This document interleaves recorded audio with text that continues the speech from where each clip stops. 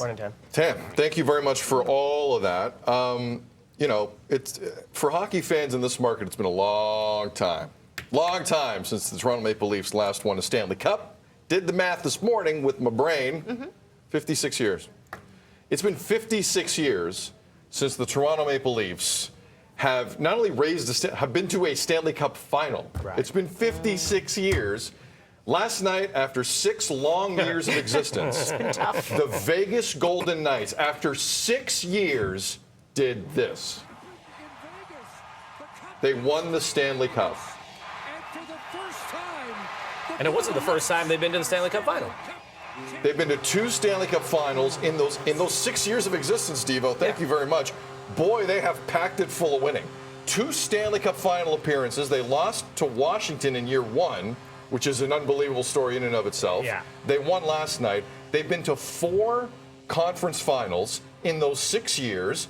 They've actually changed coaches a couple times. They have gone out and tried to acquire some of the best hockey players in the league. They said Vegas would never make it as an NHL market. Well, lo and behold, they got the Stanley Cup. And we can run it any time, guys. Mark Stone last night. Mark Stone, former Ottawa Senator, has overcome plenty of back issues. And that is what it's all about there. That felt good there. Yeah, no issues there. So that was the scene in Vegas. I'm sure they're still very much partying as we speak somewhere on the Strip. And Vegas got the job done. But Devo, I can't help. Like, I don't want to get negative on this because that team, they're working in the parameters they were given, Vegas. They did it beautifully, and they won a Stanley Cup. If you are MLSE this morning, or you are like 75 to 80% of the National Hockey League who have not won a Stanley Cup for a long, long time, how do you not, as an owner, wake up today and fire 500 people? Like, I'm trying to absorb how a market like this can deal with this level of ineptitude as long as it has in Leaf Nation. And any Leaf fan who looks at that and wants to throw up in their mouth a little bit, I completely understand. But how ownership doesn't wake up today, never mind the players, never mind the GMs who think they've invented the game of hockey, who are less than 40 years old. Never mind everyone else. Wow. Never mind everyone else. I'm not talking about anyone specific. Okay. Never mind. I'm not talking about anybody. Never mind all of that. Lubis. That's what it rhymes with. You said Sal Lubis. I did. I'm not referring to Sal Lubis. Okay. 7-year deal, by the way, Sal Lubis. Yeah. How, as an owner, do you not wake up today watching BT Good Morning, eating Frosted Flakes or whatever you're eating, going, I need to make intense internal changes on how I operate here, because that's embarrassing. That's embarrassing for any organization that cares. All Canadian organizations, we haven't won a Stanley Cup here, since 93? It was 93.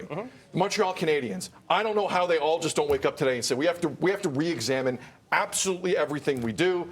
I think that is a logical way for ownership to think, or am I just being that guy? Was it embarrassing, though, in year 1? I'm sorry, did you say in year 1? Year 1, they were in the Cup final. They were in the final? Year 1. I feel like it gets embarrassing from the beginning. It was embarrassing 6 years ago. Well, you get, an expansion draft and things like that. You get some decent players from other teams, but you gelled well, sure.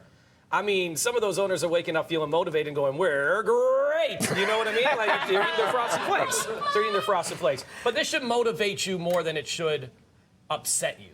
I mean, maybe they're 1 and 2. Is motivation not inherently being upset? Can you separate the two? You can be motivated by, like, revenge kind of stuff. Because personally, I have been motivated by stuff that has angered me for 25 years of my human life. But it hasn't hurt me. Like, I try, I don't get lazy about it. I try and get better. Like, that stuff legit, for people who know me, you know me a little, that motivates me. I'll take one thing that happened that one day and say, I will plot my revenge for the rest of my life. There's some people that are complacent about that stuff. For sure. But I don't think that's the case in professional sports. I think, there's some people that are not fit for certain jobs.